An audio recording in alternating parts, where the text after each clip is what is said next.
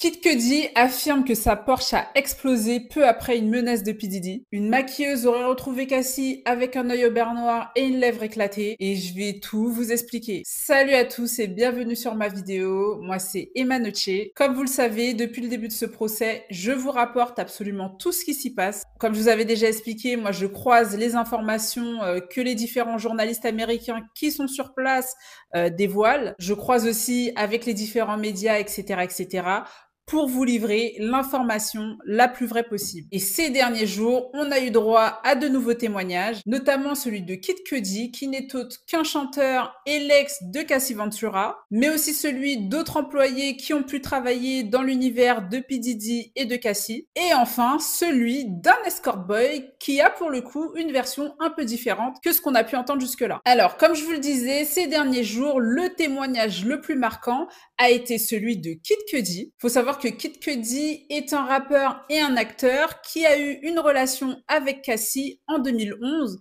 et que les circonstances de leur relation sont pas très claires. On comprend pas trop s'ils étaient ensemble pendant la fin de la relation de Cassie avec P. Diddy ou si c'était en réalité, comme ils le disent, par intermittence pendant leur moment de rupture. Quoi qu'il en soit, Kid Cudi met en lumière des actes présumés de violence et de représailles de la part de P. Diddy. En fait, Kid Cudi à la barre, il a expliqué que du coup, comme je vous le disais, sa relation avec Cassie avait commencé en 2011 et que Cassie lui avait expliqué en fait que cette relation avait provoqué une colère folle chez P. Diddy. Apparemment, Cassie utilisait un téléphone prépayé pour communiquer avec Kid Cudi, mais qu'apparemment, un jour, lors d'un freak-off, P. Diddy aurait fouillé dans son téléphone et aurait tout découvert. Kid Cudi en fait témoigne qu'à partir de là, ça a été extrêmement compliqué et que P. Diddy aurait tout fait pour l'intimider. Il explique que P. Diddy aurait même un jour fait irruption chez lui. Voilà, P. Diddy est venu chez lui pour l'intimider. Il décrit P. Diddy en fait comme un super vilain Marvel et que voilà, ce soir-là, P. Diddy l'aurait menacé, etc.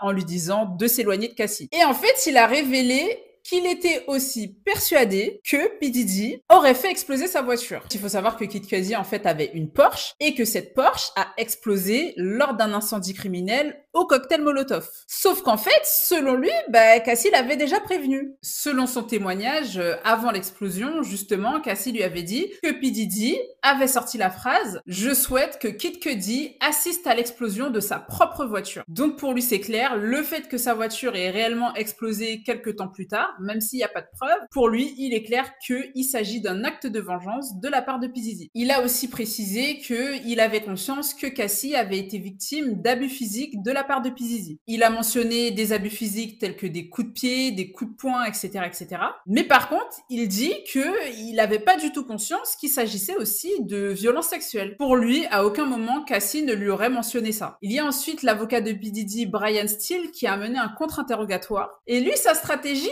certains l'ont vu un petit peu comme vicieuse. En fait, Brian Steele, il n'a absolument pas attaqué Kid Cudi. Il s'est montré même assez compatissant envers Kid Cudi et il a sous-entendu que Kid Cudi, au même titre que son client P. Diddy, aurait été plutôt manipulé par Cassie. Il a d'ailleurs posé la question à Kid Cudi, la personne qui vous a manipulé et qui a manipulé Shane, c'est Madame Ventura, n'est-ce pas? Son but, c'était clairement d'essayer de créer une sorte de connivence avec Kid Cudi pour lui faire dire que, il avait été victime de Cassie au même titre que P. Diddy. Sauf que ça n'a absolument pas pris chez Kid Cudi. Il a maintenu que pour lui, il était persuadé que Cassie avait subi des violences physiques de la part de P. Diddy, même s'il n'avait pas conscience, qu'il s'agissait aussi d'abus sexuels, comme je le disais. Et voilà, il a vraiment fait le choix de ne rien changer à son témoignage. Il a même eu une petite réponse qui a été perçue un petit peu comme de l'ironie par certains. À la fin, quand Steele l'a remercié, il aurait répondu d'un ton un peu ironique « Ouais, pas de problème ». On a eu ensuite le témoignage d'un autre ancien assistant de P. Diddy. Il faut savoir que cet assistant, en fait, a négocié une immunité pour livrer son témoignage. Il explique, en fait, qu'il avait pour P. Diddy le rôle d'homme à tout faire, mais surtout de nettoyeur de scène. Il raconte en fait que son rôle était à la fois en amont d'acheter toutes les fournitures pour les freak-off pour P. Diddy, que ça soit les jouets, les huiles de bébé, les huiles de massage, mais aussi de nettoyer les chambres d'hôtel après le passage de P. Diddy pour éviter que des objets compromettants ne puisse nuire à sa réputation. Il explique qu'il devait nettoyer absolument toute trace de drogue, huile, alcool, préservatif. Son but était réellement de faire en sorte de ne laisser aucune trace. Il raconte aussi qu'il avait une relation assez compliquée avec P. Diddy, que régulièrement P. Diddy menaçait son emploi, mais que pour le coup, lui, il avait jamais été victime de violences physiques. Mais il explique qu'il a démissionné de son poste justement parce qu'il avait été témoin d'abus physiques de la part de P. Diddy. Et ça, c'est quelque chose que Cassie Ventura avait déjà dit à la barre. Elle avait mentionné cet homme qui s'appelle Kaplan en disant qu'il avait été témoin et très choqué de plusieurs abus physiques et que du coup, ça l'avait poussé à démissionner. Pour illustrer, il raconte par exemple une fois où il aurait vu P. Diddy lancer une pomme décorative sur une femme et voilà, ça l'aurait vraiment choqué. Ce dénommé Kaplan a ensuite, comme tous les autres témoins, subi un contre-interrogatoire de la part de la défense de P. Diddy. Et en fait, eux, ce qu'ils ont fait, c'est qu'ils ont présenté un message que Kaplan aurait envoyé en 2018 à P. Diddy après la mort de Kim Porter. C'était un message où Kaplan, en fait, avait envoyé une photo de Kim Porter à P. Diddy en lui disant qu'il était vraiment dévasté pour lui. Il lui montrait une certaine empathie. La stratégie de la défense, c'était de montrer que si P. Diddy était si mauvais et que Kaplan ne pouvait à ce point pas le supporter, comment se fait-il qu'il lui envoyait ce message-là à la mort de sa femme? Kaplan a répondu qu'il envoyait ce message parce qu'il était vraiment mal pour P. Diddy et que c'était vraiment par pure empathie, malgré leur relation tendue. Il y a ensuite eu le témoignage de Mila Morales, une ancienne maquilleuse, qui a expliqué qu'elle a été témoin d'une scène de violence extrême de P. Diddy sur Cassie. Elle explique que voilà, elle avait vraiment développé une relation amicale pour Cassie, qu'elle considérait comme sa petite sœur, et qu'un jour, pendant le week-end des Grammy Awards de 2010, elle a assisté à une scène qui l'a vraiment choquée. Donc elle raconte en fait que c'était après une soirée, elle était dans la suite de Cassie et de P. Diddy et qu'en fait elle s'était endormie sur le canapé de cette suite. Sauf qu'en fait Cassie n'était toujours pas rentrée.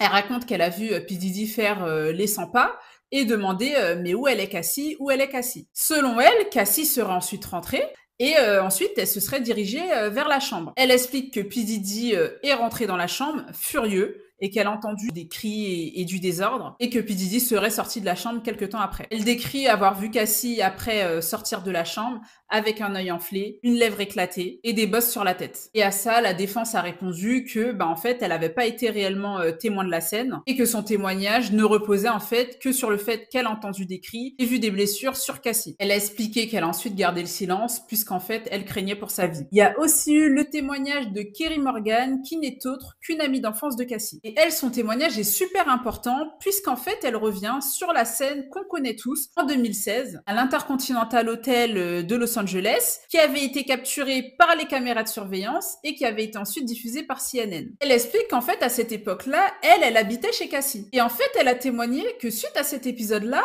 en fait, P. Diddy se serait présenté chez elle avec un marteau. Elle explique que P. Diddy, en fait, était en furie et en fait qu'il menaçait vraiment de la frapper, de la tuer avec ce marteau. Elle a déclaré que Cassie était vraiment apeurée et qu'elle avait réellement peur qu'à ce moment-là, P. Diddy rentre et qu'il ne la tue. Elle a aussi parlé d'une scène en Jamaïque où pareil, elle avait été témoin de violences de la part de P. Diddy et elle explique qu'en fait à ce moment-là, il y avait aussi un des gardes du corps de P. Diddy qui était à côté. Elle aurait demandé au garde du corps de réagir. Voilà, apparemment, elle est en train de crier. Et elle a demandé au garde du corps, en fait, d'intervenir pour arrêter P. Diddy. Sauf que selon son témoignage, le garde du corps aurait refusé. Elle affirme aussi avoir été elle-même victime de violences de la part de P. Diddy. Elle raconte une scène où P. Diddy, jaloux de leur relation, aurait tenté de l'étrangler, etc.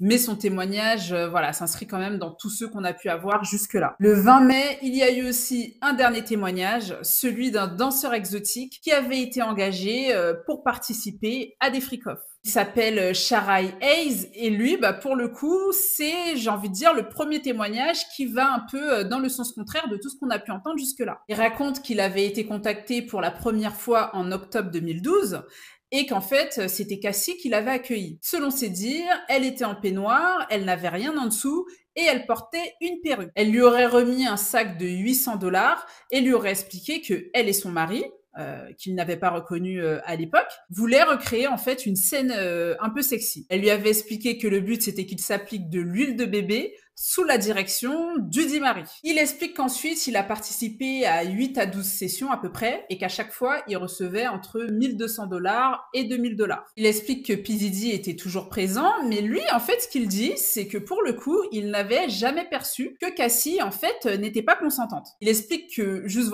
il avait remarqué qu'elle était un petit peu frustrée par la répétition des directives de P. Diddy. Voilà, parfois c'était déjà arrivé qu'il remarque qu'elle soupire ou alors qu'elle fasse des grimaces. Pour lui, c'était vraiment juste les directives qui parfois semblaient agacer Cassie. Mais voilà, il a toujours eu l'impression qu'elle était absolument consentante pour tous les actes. Il dit qu'il n'a jamais vu Cassie refuser un ordre et qu'il n'a jamais été témoin que ce soit de violence ni de tournage de vidéos. Il explique aussi qu'il n'a jamais vu P. Diddy sous l'emprise de drogue ou d'alcool et que pour lui, en fait, voilà, il n'était pas question d'un schéma toxique. Il a aussi dit, en fait, qu'il pensait à l'époque qu'il était le seul à avoir été engagé dans ce contexte. Il avait vraiment la sensation d'être spécial et apparemment, il aurait été assez choqué d'apprendre qu'il y avait d'autres escortes en réalité. Suite à ça, la défense de P. Diddy a suggéré qu'il était peut-être tombé amoureux de Cassie. Lui, il aurait totalement nié ces allégations. Donc voilà les amis, pour les derniers témoignages. Comme vous le voyez, les journées sont assez chargées. Voilà, il y a beaucoup de personnes qui sont entendues dans cette affaire.